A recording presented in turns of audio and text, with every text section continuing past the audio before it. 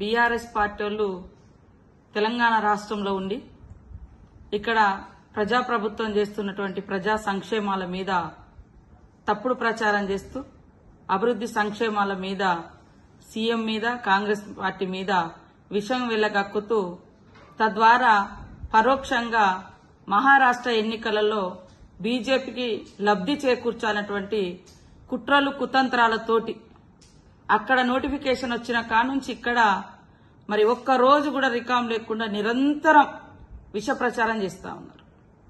వీళ్ళు నిజంగా ప్రజల కోసం పనిచేయడం కాదు, మా ప్రభుత్వాన్ని విమర్శించడం, బీజేపీకి బీ టీంగా ఉండడం, బీజేపీని ముందుకు తీసుకురావడం, తద్వారా రాబోయే కాలంలో మరి అధికారంలోకి రావాలి అనేటువంటి కుట్రలు, అదే కాకుండా వాళ్ళ మీద ఉన్నటువంటి కేసులన్నింటిని కూడా ఎత్తివేయించుకోవడం కోసం ఈ రకంగా బీజేపీకి బీ టీంగా బీఆర్ఎస్ పనిచేస్తుంది.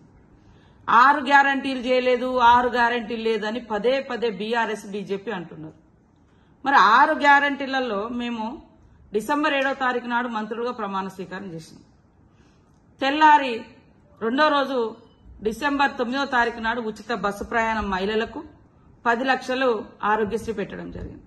ఉచిత బస్సు ప్రయాణం ఎప్పుడైతే స్టార్ట్ చేసినామో మహిళలందరూ సంతోషిస్తా ఉంటే బస్సులలో ప్రత్యేకంగా వీడియోలు తీసి చూడండి అయ్యో అని వెనకట ఒక సామెత ఉండేది, 33 జుట్లుంటే గాని 3 చిక్కలు కలిసి ఉండే అనే సామెతను తీసుకొచ్చి మహిళల యొక్క ఐక్యతను దెబ్బతీసే విధంగా, తద్వారా ఉచిత బస్సు ప్రయాణం వృధా అనే విధంగా దుష్ప్రచారం చేయడమే కాకుండా ఆటో డ్రైవర్లను కూడా తీసుకొచ్చి ధర్నాలు చేయించినటువంటి నీచమైనటువంటి సంస్కృతి, సాంప్రదాయం, చరిత్ర బీఆర్ఎస్ది.